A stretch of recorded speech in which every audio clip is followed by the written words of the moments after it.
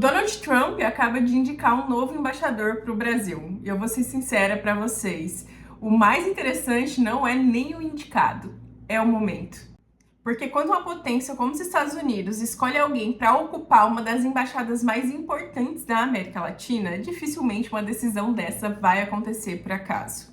Principalmente quando a gente pensa que 2026 é um ano eleitoral aqui no Brasil. E outro ponto que não dá para esquecer é que o governo Lula está cada vez mais perto do governo chinês. Então a pergunta que fica, será que esse é só mais um diplomata comum? Ou a gente está vendo o início de uma nova fase de relação entre Washington e Brasília? O Trump indicou Daniel Pérez para ser o novo embaixador dos Estados Unidos aqui no Brasil. E aqui entra um detalhe que é muito importante. O Daniel Pérez, ele não é um diplomata de carreira. Ele é um político republicano e isso acaba mudando bastante esse cenário. Porque um diplomata tradicional normalmente é escolhido para administrar relações institucionais. Mas quando um político é escolhido para o cargo, quer dizer que tem aí uma estratégia política incluída nesse cargo. Ou seja, parece uma mensagem clara que o Brasil voltou a ocupar uma posição relevante no radar político da Casa Branca. Mas agora vamos falar primeiro do fator que eu considero mais importante nessa história: a China. Nos últimos anos, o Brasil aprofundou as suas relações com a China, isso aí não é segredo para ninguém. E a China hoje já é o maior parceiro comercial do Brasil. As empresas chinesas, elas também vêm investindo muito em energia, tecnologia e infraestrutura. E o Trump, ele sempre enxergou a China não só como um concorrente, mas como o principal rival estratégico dos Estados Unidos. Por isso, quando Washington percebe que o maior país da América Latina está muito próximo da China, é natural que eles aumentem o seu interesse político e diplomático na região. E isso não significa em momento nenhum que os Estados Unidos quer romper essa relação Brasil-China. E isso seria irrealista, já que a China é o principal parceiro comercial do Brasil hoje. Mas no meu ponto de vista, explica ele não mandar um diplomata tradicional comum, e sim um político para cá, justamente para acompanhar esses movimentos do governo brasileiro bem de perto. O segundo fator inegável é a eleição brasileira agora de 2026. E aqui eu quero tomar bastante cuidado, que eu não quero cair no sensacionalismo barato. Mas existe sim uma realidade geopolítica básica. Grandes potências observam eleições importantes, do mesmo jeito que aqui a gente fica atento a países que estão aqui ao nosso redor, muito atento a essas eleições, ou até as eleições dos Estados Unidos,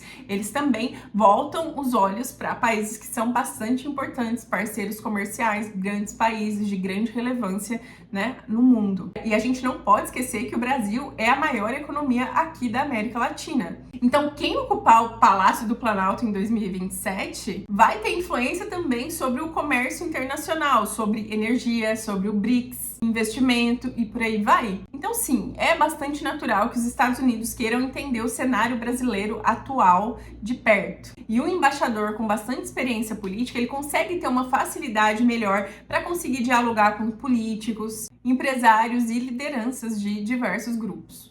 Por isso que essa nomeação, nesse momento, ela chama muito atenção. Não necessariamente pelo que vai acontecer hoje, mas no que pode acontecer nos próximos 2 anos. O terceiro fator é o aspecto ideológico. Esse talvez seja o ponto que mais gera debate. O Trump, ele poderia sim ter escolhido um diplomata técnico, mas ele escolheu um aliado político. E isso transmite uma mensagem. E isso não quer dizer que o novo embaixador ele vai vir para o Brasil para fazer campanha para alguém, mas porque ele acaba representando de uma forma direta a visão atual do governo americano. E essa visão ela é bastante diferente daquela que é defendida pelo governo Lula. Enquanto o Lula fala muito sobre o fortalecimento do BRICS, multipolaridade e aproximação de países emergentes, o Trump ele costuma muito enfatizar interesses que são nacionais, acordos pragmáticos e competição econômica. São modelos diferentes e justamente isso pode gerar atrito, principalmente em temas ligados à China, comércio internacional e posicionamentos diplomáticos. Agora vem uma pergunta importante: isso é ruim para o Brasil? Eu acredito que não. O Brasil hoje ele tem interesse em manter boas relações com os Estados Unidos e também com a China. Aliás, uma política externa inteligente deveria buscar exatamente isso: negociar com todos e depender o mínimo possível de qualquer potência e maximizar sempre o interesse dos brasileiros. A questão é que esse equilíbrio ele fica mais difícil conforme as tensões entre Washington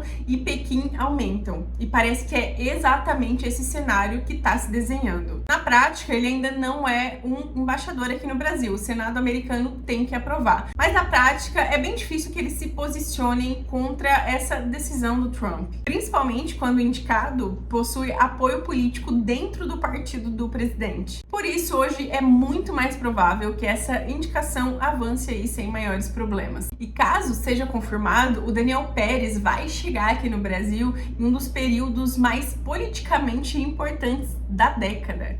E no fim das contas, eu não acho que essa nomeação é por pura burocracia e também não acho que seja uma conspiração. Mas eu acho que certamente é um movimento político. E isso é bem normal, na verdade, dentro da política, né? E aí, quando uma superpotência igual os Estados Unidos faz um movimento político desse, a pergunta não é será que ele fez um movimento político, mas sim o que eles querem com esse movimento político. E eu quero saber a sua opinião. Você acha que essa indicação é apenas diplomacia tradicional? Ou os Estados Unidos estão começando a se posicionar para os próximos capítulos aí da política brasileira? Me conta aqui o que você acha. Um beijo e até o próximo vídeo.